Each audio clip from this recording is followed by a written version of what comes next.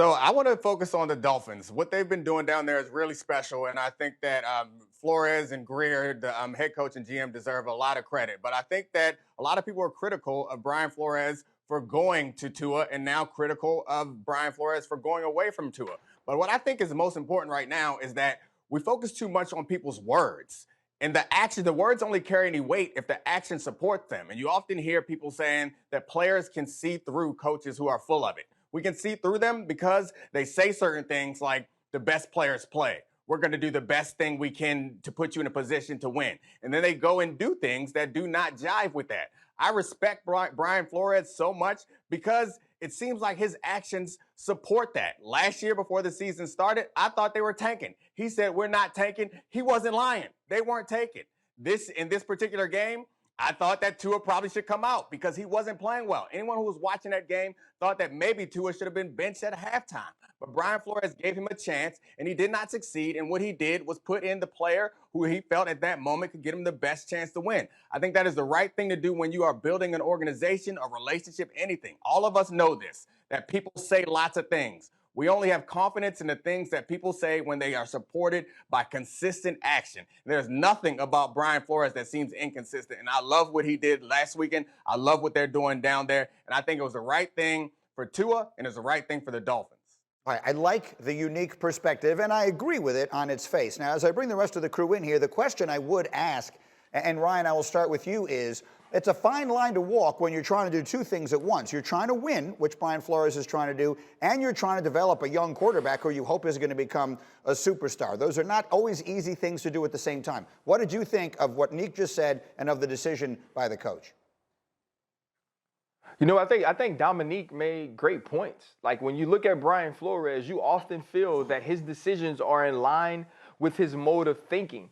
That's what's confusing about this. When you made the decision to move to Tua Tagovailoa, that decision was made and we were made to believe because you thought he was ready, because it was time for him to play, because he gave you the best chance to win.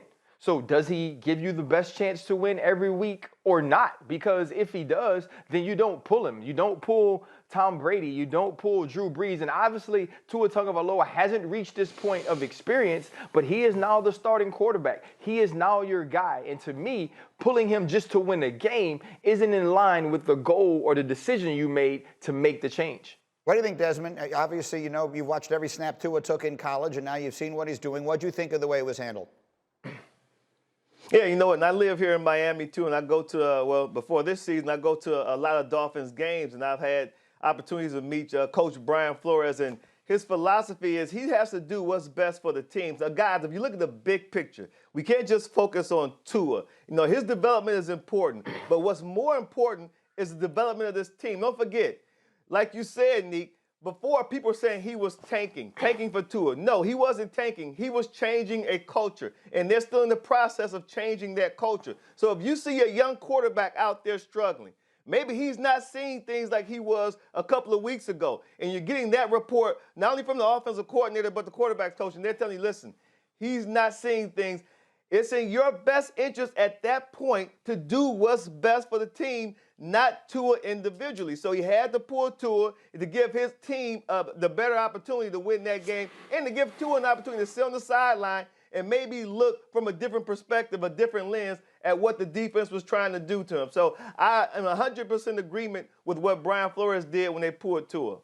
And Graziano, let me come to you on this, because we had the reports from Adam Schefter a few weeks ago that the Dolphins, because they have Houston's pick, were doing their due diligence on the young quarterbacks, and they wanted to see Tua to figure out what they have, and now the benching of the players. What is your sense of the total level of organizational confidence they have in Tua?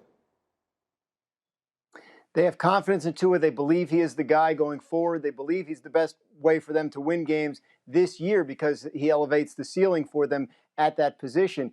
They believed in the course of the game that he was getting in a little bit over his head and could benefit from sitting down. Ryan Fitzpatrick is not a threat to take his job. Brian Flores is, as Domonique pointed out, consistent in his message. He's authentic in his message. His team buys in, and he's not really bothering about external perceptions about the move. I think Brian Flores knows what he's doing.